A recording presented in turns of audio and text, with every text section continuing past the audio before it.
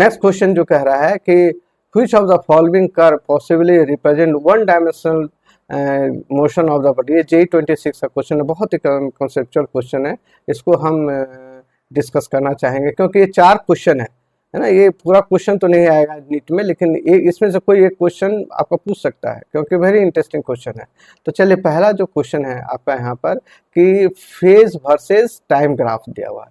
तो phase versus time graph अगर हम लिखेंगे तो क्या होगा, phase is theta, phase is theta, okay. Phase तो ये इसका क्या ग्राफ होगा, y equal to m x minus c, है ना, एम एक्स माइनस सी। इसका इक्वेशन क्या होगा, y equal to m x plus c. लेकिन y में क्या है, थीटा है, तो हम y में थीटा डालिए। एम टी में क्या है, x में t है, तो टी एम टी हो गया माइनस सी हो गया, ठीक है। अब इस क्वेश्चन को अगर हम, ये जनरली एसएचएम का क्वेश्चन है, अगर ध्यान दीजिए एसएचएम का क्वेश्चन है, क्योंकि अगर एसएचएम के इक्वेशन में अगर थीटा को आप पुट कर देते हैं तो ये वैल्यू क्या होता है कि a sine m t minus c, और ये वेरी क्लोज टू, देखिए a sine omega t minus 5, ये एसएचएम का क्वेश्चन है। तो दैट्स वाई क्या है कि ये वन डायमेंशनल मोशन है, क्योंकि एसएचएम जो है 1D का मोशन होता है। तो a is your correct answer, ध्यान दीजिए, है ना, केवल मैच कराना है, that is the matching with this one and this one, okay. Next question जो है आपका बी, एक सर्किल दिया हुआ है वेलोसिटी एंड डिस्प्लेसमेंट का। तो क्या होगा, x square plus b square equal to a square. ये क्या है, this is the radius, this is the radius, है ना, ये इक्वेशन है।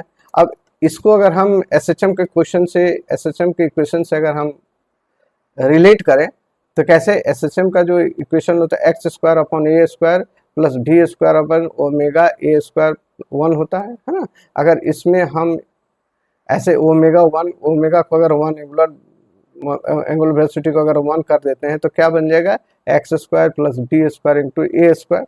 देखिए ये और ये इक्वेशन जो है आपका मैच हो गया, है ना। तो दैट मीन्स कि ये भी इक्वेशन आपका एसएचएम का है और 1D है, तो बी इज करेक्ट, बी भी करेक्ट है, ओके। नेक्स्ट जो है थर्ड क्वेश्चन बहुत ही कॉन्सेप्चुअल क्वेश्चन है, इसको जरूर ध्यान से समझिए। इसमें क्या है, देखिए सर्किल है, सर्किल का ये पोर्शन आपका टाइम जो है नेगेटिव शो कर रहा है, तो टाइम तो नेगेटिव होता ही नहीं है, दैट मीन्स कि ये पहला क्वेश्चन, थर्ड क्वेश्चन गलत है। दूसरे भी इसमें एक ऑप्शन दिया हुआ है कि इस पॉइंट पे, ये पॉइंट पे जहाँ पे टी दिया हुआ है, टी पे 2 वेलोसिटी दिया हुआ है, एक वेलोसिटी यहाँ और एक वेलोसिटी यहाँ, जो कि हो ही नहीं सकता है, एक टाइम पे एक पार्टिकल का 2 वेलोसिटी हो ही नहीं सकता, that's mean C is wrong, okay. And third question जो है आपका, थर्ड क्वेश्चन में हमने इसको 4 भागों में बांटा है, समझा करिए। पहले वेलोसिटी बढ़ता है ना, देखिए यहाँ पे डिस्टेंस वर्सेस टाइम का ग्राफ है।